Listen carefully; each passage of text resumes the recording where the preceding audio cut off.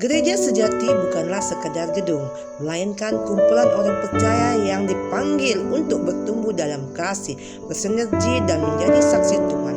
Sebagai persekutuan, gereja berfungsi sebagai rumah rohani yang memperlengkapi jemaat, menjaga kesatuan dan membawa dampak nyata sebagai garam dan terang di tengah dunia.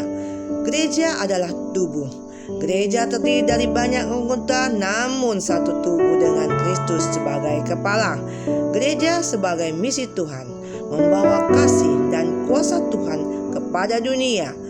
Gereja sebagai ibadah sejati, mempersembahkan yang hidup seluruh kehidupan jemaat yang kudus dan berkenan kepada Tuhan. Hal ini diwujudkan dengan menjadi teladan dalam perilaku, kejujuran, dan kasih keluarga, tempat kerja, dan masyarakat. Selamat malam, salam.